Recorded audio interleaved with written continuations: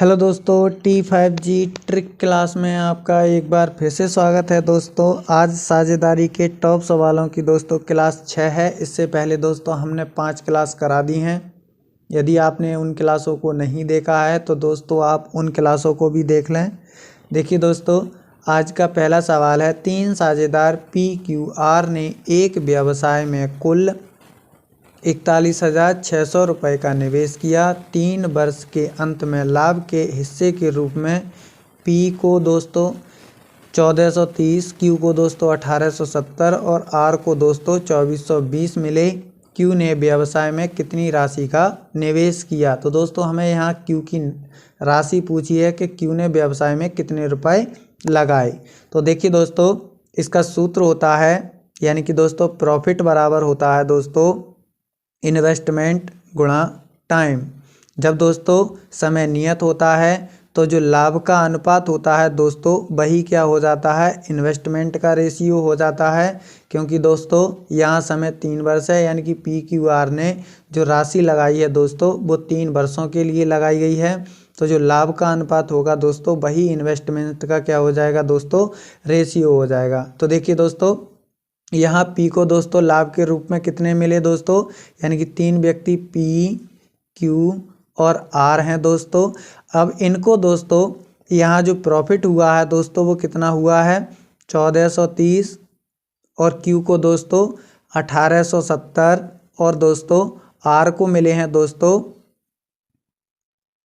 अब देखिए दोस्तों, हमने बताया था जब समय नियत होता है दोस्तों तो जो लाभ का अनुपात होता है वही दोस्तों क्या हो जाएगा, इन्वेस्टमेंट का रेशियो हो जाएगा। तो देखिए दोस्तों, इन्वेस्टमेंट का रेशियो आ जाएगा, यदि दोस्तों इस पूरी राशि को हम 110 से भाग लगाएंगे तो दोस्तों ये आएगा हमारा 13 और अनुपात दोस्तों 17 और अनुपात दोस्तों 22।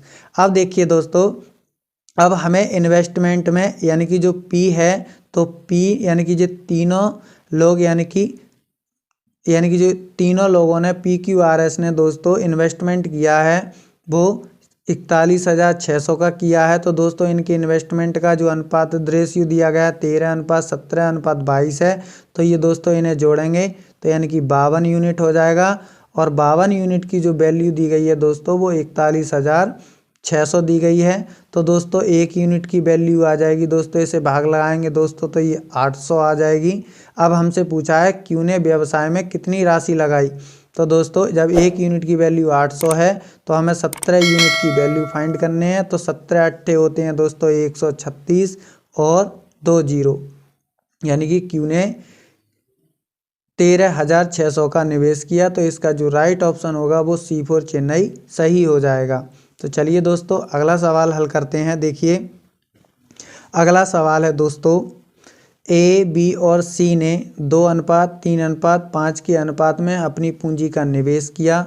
उन्होंने जितने समय के लिए निवेश किया था उनका अनुपात दोस्तों 4:2:3 है। यदि A व B के लाभ के हिस्सों के बीच अंतर दोस्तों 1,86,000 है तो C के हिस्से रुपए में ज्ञात करें। तो देखिए दोस्तों, हमने अभी बताया था कि जो प्रॉफिट होता है दोस्तों वो इन्वेस्टमेंट और टाइम का दोस्तों गुणनफल होता है। तो हमें दोस्तों यहाँ पूंजी का निवेश अनुपात दिया गया है और यहाँ दोस्तों लाभ का क्या दिया गया दोस्तों, अनुपात दिया गया है, वो सॉरी दोस्तों समय का अनुपात दिया गया है। अब हमें दोस्तों लाभ का अनुपात निकालना है। तो यानी कि A, B और C का जो लाभ का अनुपात आएगा दोस्तों वो इनकी गुणा करेंगे तो 2 चौक 8 अनुपात दोस्तों 2 तियां 6 अनुपात दोस्तों 5 तियां 15।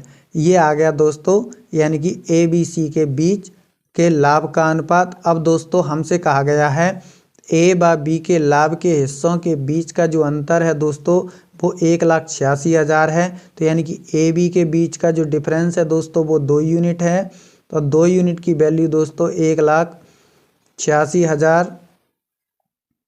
दी गई है दोस्तों। तो 1 यूनिट की वैल्यू कितनी आ जाएगी दोस्तों, 2 नेम 18 और 2 तियां 6 यानी कि 3 जीरो, यानी कि 93,000 दोस्तों।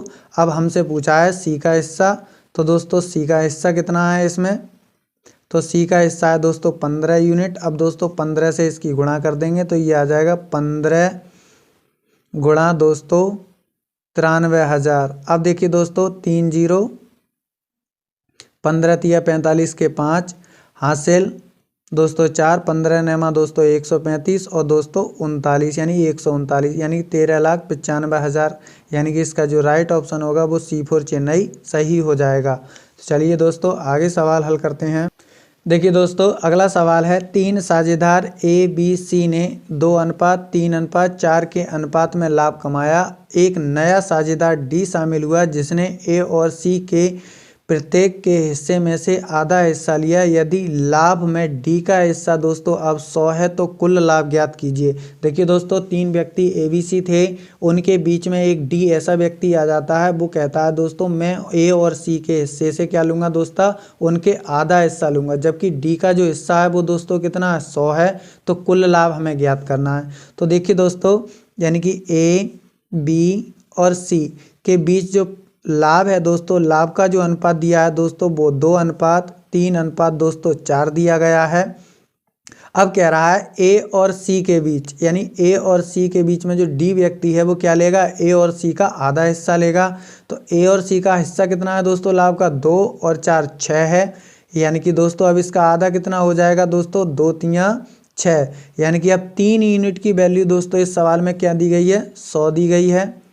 और 1 यूनिट की वैल्यू दोस्तों कितनी आ जाएगी, 100/3 आ जाएगी। अब हमसे दोस्तों कुल लाभ पूछा है, तो कुल लाभ कितना है, 2 और 3 5 और 4 दोस्तों 9। तो 9 से इसे दोस्तों गुणा कर देंगे, 3 से काटेंगे, 3 तिया 9, तो ये आ जाएगा दोस्तों 100 तिया 300। तो यानी कि जो कुल लाभ है वो 300 रुपये है। तो इसका जो राइट ऑप्शन होगा वो D4 दिल्ली सही हो जाएगा। तो चलिए दोस्तों अगला सवाल हल करते हैं। देखिए अगला सवाल है दोस्तों, ABC एक कंपनी में हिस्सेदार हैं जिसमें A का अंशदान दोस्तों 10,000 रुपया है। यदि 1,000 के कुल लाभ में से A को दोस्तों 500 मिलता है, B को दोस्तों 300 मिलता है, तो C की पूंजी क्या होगी। दोस्तों इसमें समय का कोई जिक्र नहीं किया गया है, तो यानी कि समय कांस्टेंट है। तो दोस्तों जो लाभ का अनुपात होगा वही दोस्तों क्या हो जाएगा, इन्वेस्टमेंट का अनुपात हो जाएगा। तो देखिए दोस्तों यहाँ ABC 3 लोग हैं दोस्तों, उनका जो लाभ है दोस्तों, A को दोस्तों 500 मिलता है 1,000 में से, B को दोस्तों 300 मिलता है, तो दोस्तों C को कितना मिलेगा दोस्तों, 200 रुपये मिलेगा, क्योंकि 1,000 का कुल लाभ है, A को 500 मिला है, B को 300 मिला है, तो दोस्तों C को 200 मिलेगा। ये आ गया दोस्तों प्रॉफिट का रेशियो। अब देखिए दोस्तों जब समय कांस्टेंट होता है तो यही क्या हो जाएगा, जो लाभ का अनुपात होगा वही इन्वेस्टमेंट का रेशियो हो जाएगा। 100 से ये कट जाएंगे दोस्तों, तो यहाँ दोस्तों 5 अनुपात दोस्तों 3 अनुपात दोस्तों 2 आ जाएगा। अब देखिए दोस्तों A का जो हिस्सा दिया अंशदान है यानी कि इन्वेस्टमेंट है वो कितना है दोस्तों 10,000 है। तो यानी कि 5 यूनिट की वैल्यू दोस्तों सवाल में दी गई है 10,000। अब देखिए दोस्तों इसे काटेंगे 2 से तो कितना आ जाएगा 2,000, यानी कि 1 यूनिट की वैल्यू आ जाएगी दोस्तों 2,000 रुपये। अब हमसे पूछा है C की पूंजी कितनी है। जब 1 यूनिट की वैल्यू दोस्तों 2,000 है तो 2 यूनिट की वैल्यू कितनी हो जाएगी दोस्तों 4,000 रुपये हो जाएगी। तो यानी कि C का जो पूंजी है वो 4,000 रुपये, इसका जो A4 है वो सही हो जाएगा। तो इस प्रकार के सवाल दोस्तों आप इस प्रकार से हल कर सकते हैं। ये वीडियो आपको कैसा लगा हमें कमेंट बॉक्स में बताइए। चैनल को लाइक शेयर सब्सक्राइब कीजिए जिससे आने वाली वीडियो की नोटिफिकेशन आपको शीघ्र मिल जाए। मिलते हैं अगली वीडियो में। Thank you for watching.